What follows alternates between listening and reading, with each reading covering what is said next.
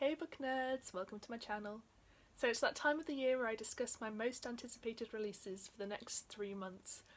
I'm actually earlier uploading this than I usually am, but a couple of these have already come out, of course. So I will link down below my old ones for January to March, and then April to June. So I basically do it in 3-month chunks. So this is going to be the books coming out in July, August and September that I am most anticipating. There's a lot of great books that are coming out, I can't talk about all of them. So yeah, let's just start.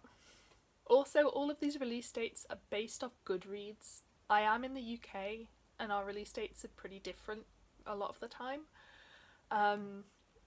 So if you're particularly interested in a book, I recommend you just look it up on Goodreads, because honestly I can't work out sometimes whether these books have been released or not, or if it's just a specific edition. But yeah.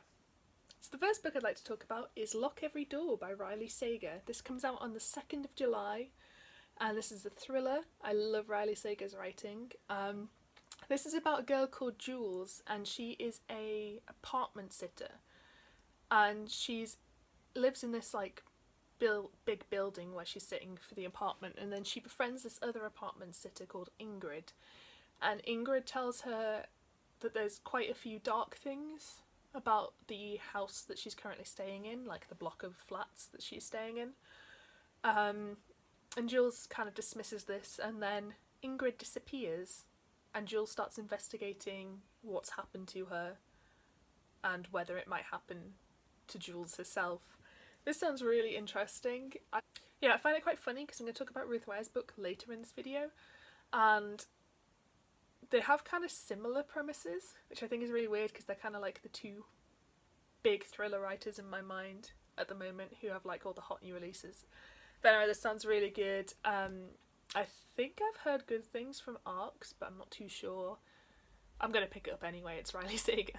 Next book is The Best Lies by Sarah Liu. This is a young adult thriller. This also comes out on the 2nd of July. And it's about a girl called Remy, and her boyfriend has just been shot by her best friend. And she basically doesn't know why. It says, "Obsession can poison even the sweetest of friendships" on the cover. And on the back it's described as Thelma and Louise meets Gone Girl. So I really want to read this for 2 reasons. One, I have a soft spot for thrillers about crazy female friendships, which people know by now, I've mentioned it a ton. But also this has almost an identical plot to a book I wrote a couple of years ago, which was about someone who shoots their best friend's boyfriend and why that happened. So I'm really intrigued to see how similar it is. Probably not at all, hopefully, but anyway.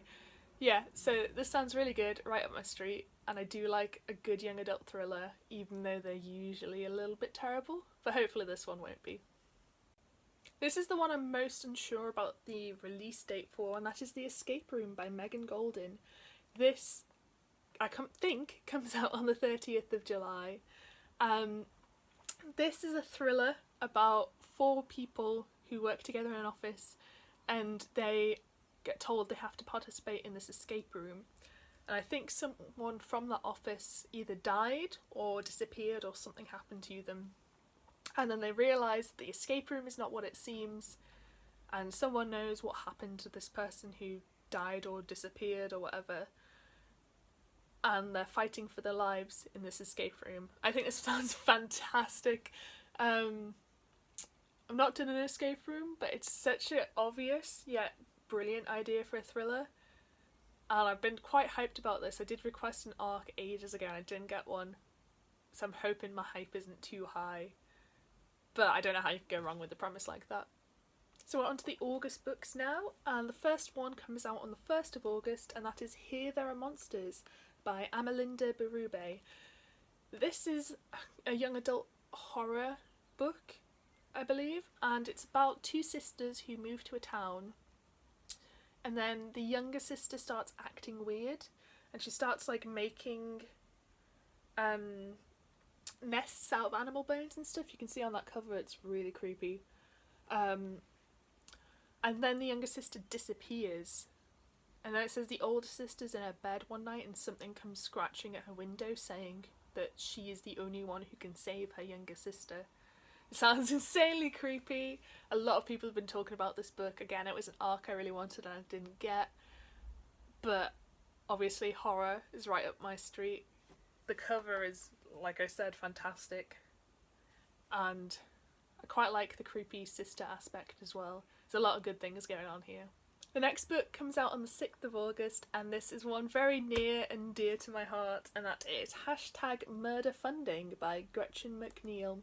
This is a sequel to #MurderTrending, which is an insane book that is so weird and so creative that I absolutely love it. And I don't think everyone would love it, but I really, really loved it. So the first book is about, it's basically, if you commit a crime, you get put into a reality TV show, and you just like live on an island. But then, at some point, you will wake up, and they have like 9 serial killers that are employed by the show, and you'll wake up in one of the serial killers' themed traps, and you basically have to try and escape for your life, and no one ever does. So that's like the premise of the first book, is about a girl who wakes up in one of those traps and she escapes, and then she's living on this island. The second book doesn't sound like it's got a ton to do with that. It's about another reality TV show, and our main character finds out when her mother dies in a car accident that her mother was one of the serial killers from the first book. So she goes on this reality TV show to find out what happened, like to find out the truth about her mother and whether she really is the serial killer or not.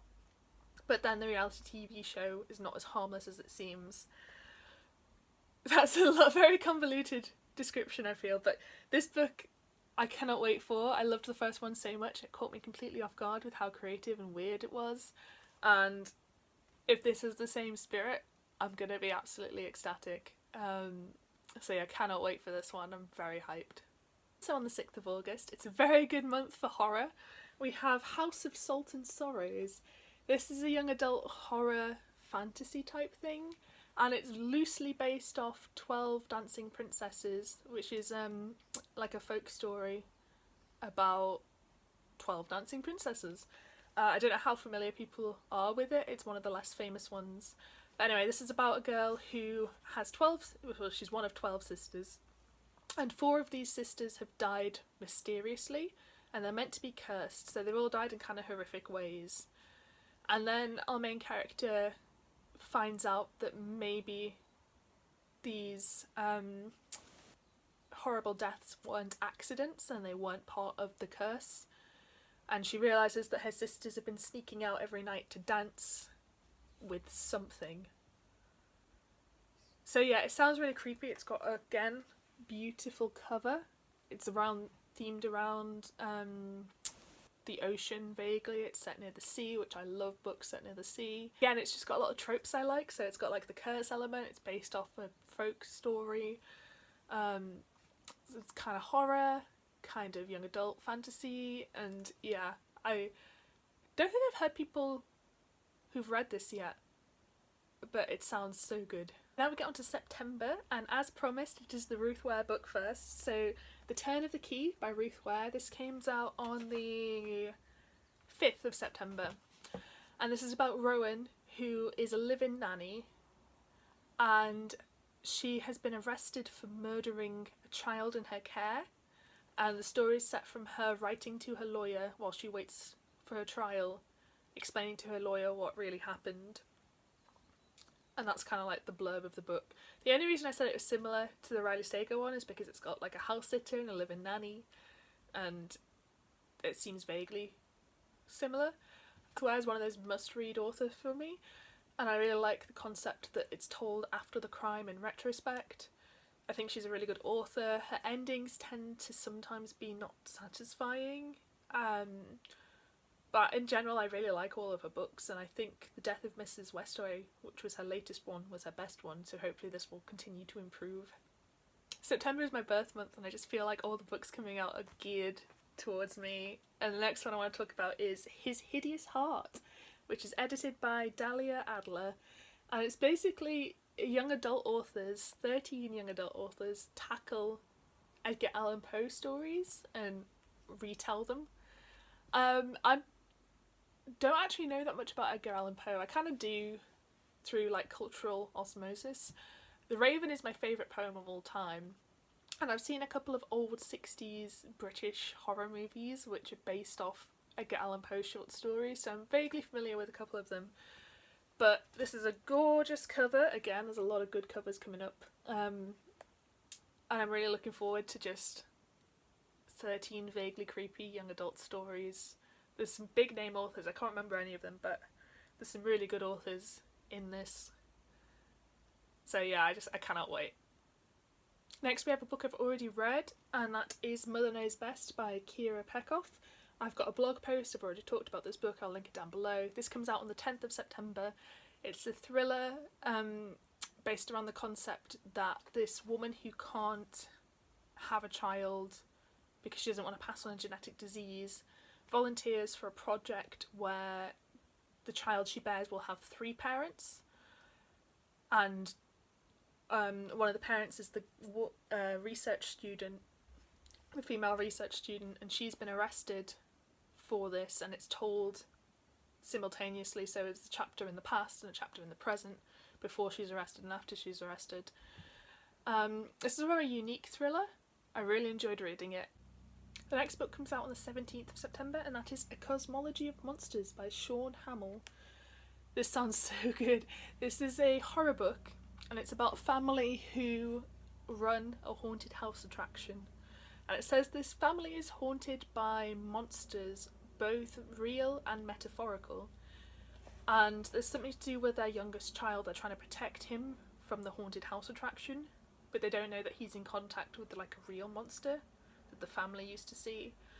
And it just sounds like it's going to be a really great exploration of horror and family bonds and weird family traditions, and also there's a haunted house attraction, and yeah, there's just a lot in it that really appeals to me, so I'm very excited for this one. I cannot wait. Another book I'm so excited, and I really cannot wait to come out because I really wanted an arc of this and I didn't get it.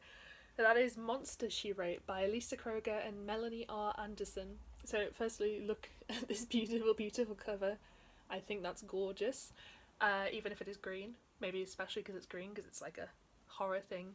But this is a non-fiction book, and this is about basically about the women who wrote sci-fi and horror and that kind of dark fiction. So it's obviously got about Mary Shelley and Frankenstein, but it's got a lot of lesser known authors as well. Kind of goes through the history of it. It sounds so interesting to me. And this one comes out on the 17th of September. I'm not sure if I said that. But yeah, it's like feminism and horror combined, and I want it now, please. Yeah, so that is the final book I'm talking about that I haven't read, and I have one more which I have read, which comes out also on the 17th, and that is The Tea Dragon Festival by Katie O'Neill. This was a 5-star read for me. It's a graphic novel. It's really cute.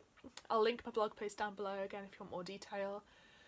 But this is about a world where there are tiny dragons that grow tea leaves, and you can make tea out of the tea leaves on the dragons. And it's about a village that raises these tea dragons, and our protagonist finds a real dragon, and really cute stuff happens. It's just such a feel-good graphic novel.